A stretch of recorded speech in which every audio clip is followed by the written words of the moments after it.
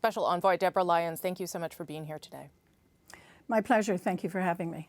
This week has been kind of remarkable and difficult for Jewish people in this country. We've seen Molotov cocktails thrown at a synagogue, shots fired at schools, violent threats to businesses, to daycares. What do you think is happening in Canada right now? Well, I think what is happening is people are in pain. They're suffering from the incidents that have been taking place in the Middle East. I think people are confused. I think they're bewildered about how much worse this could get and how we're going to find our way out of this as Canadians. So I think that it's very important at this time that I, in my role as Special Envoy, spend a lot of time with my community, meeting with them, hearing about their concerns and bringing those concerns back to the government, frankly, at all levels, and community leaders right across the country. Do you think that people are conflating what the Israeli government is doing right now in Gaza with what it means just to be a Jewish person in Canada? Well, I think that there are a mixture of things that are coming together at the same time, frankly. There was always been antisemitism around the world. It's, as people describe it, sadly, the ancient hatred. And we have seen an increase in it in the last 3 to 4 years, but of course a big spike since October 7th. And then, of course, we live in a global society. This is a global village. Canada is indeed a global village, and what happens internationally affects people here in Canada. So I think this has been superimposed on what was already a concern that we had, which is why, of course, as we bring our societies together, as we bring this incredible, diverse and inclusive Canada together, we have to be paying attention to how we are supporting all of our communities. Yeah, I guess what would you say to people, though, who are legitimately angry, perhaps, at the approach the Israeli government is taking right now and the civilians being killed in Gaza, and are looking for a way to express that does not attack or hurt Jewish people in this country? Well, I think this is a wonderful country we live in. We have freedom of speech. People can bring their views to the government. People can talk to their MLAs and their MPs and ask for greater intervention if they want. There are very peaceful ways in which these issues can be addressed. I think what we're seeing right now is a lot of emotion, a lot of heat, a lot of anger that, frankly, a number of leaders in the community are not directing very well. Who are you talking about when you say there are leaders that are not doing enough to bring people together? Well, I would say this is a particularly intense time right now. And people are responding in a way almost that we have not seen. I mean, we've had issues in the past, of course, but this is very intense, and we have a lot of communities that are suffering. I think faith leaders, universities, administrators, certainly our chiefs of police are trying to deal with this, unfortunately, because it's hitting their domain. But I think there's much more that we can be doing right across the country.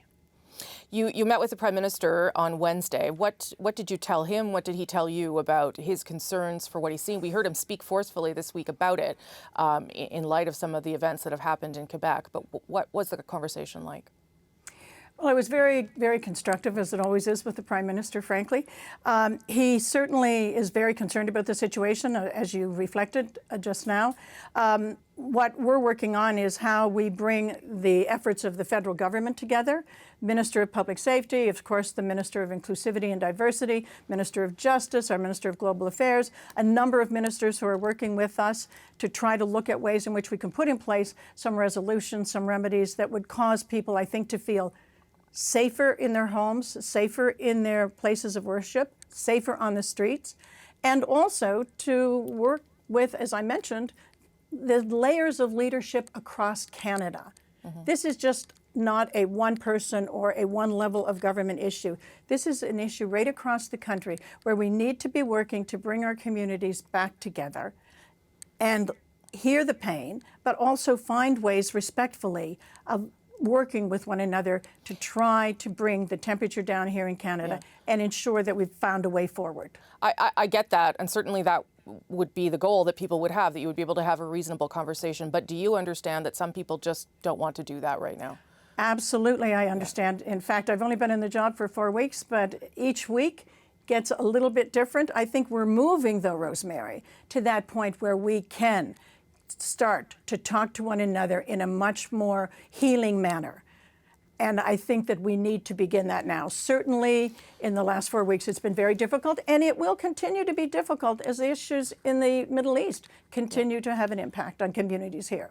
You yourself, and you said I could ask you about this, so I will, are not Jewish, although you obviously spent a chunk of your career in Israel. Do you feel you can understand what Jewish people are going through when these anti-Semitic attacks happen?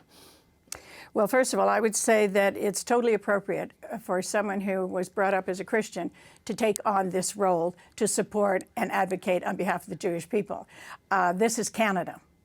Again, I say, we support one another, we advocate, we protect one another. So I was really honored to take on this role. And then, as you know, I spent 4 years, almost 4 years, excuse me, in Israel as a Canadian ambassador. During that period of time, I traveled across the country and met with a wide range of views within the Jewish community itself. Sure. I feel I've maintained those contacts, and right now, Rosemary, part of the reason why I haven't been as vocal and here with you earlier is because I'm traveling across the country, meeting with members of the Jewish community. I've been in the last 3.5 weeks in 6 different cities. I've been covered 4 provinces. I'm on my way this weekend to Winnipeg and Vancouver. I'm there to hear how they're feeling. I know there's a sense of needing the support, of needing to ensure that their kids are safe, of dealing with some of the concerns in the local community, particularly meeting with university administrators and so forth. So I'm out there really trying to get a sense of how they're feeling. This is not an Ottawa bubble job. This is a cross-Canada job. So I think those deep connections that I had previously and the trip I'm doing across Canada now is giving me, I think, great insight. Well, let me just end on this then. What would you say to Jewish people, because you are the special envoy for the Jewish community, who are fearful right now, who are legitimately fearful in their lives right now? I would say that I understand it, I feel it. I am meeting with them regularly to look at how we can bring about different measures to try to make them feel first and foremost safe and supported. And that's why, as I said, I'm doing this trip across Canada. I'm meeting with all members of the government, the ministers, to talk about remedies to put in place. As you're aware, the government just put in place the Security Infrastructure Program, but there's much more that we can be doing, not just at the federal level, but at the provincial level, and as I said, municipal level as well, working with the mayors. So I think we're starting to put that integrated response together. And I would say to the Jewish community, all Canadians are here for you. All Canadians are here for you, and we understand the pain. And we, along with other communities, are going to get through this, as Canadians do, by being compassionate, being respectful, and understanding one another's pain, and embracing, at this particular time, a way forward, but a Canadian way forward. Okay, Deborah Lyons, thank you so much for making the time. I appreciate it. Thank you so much.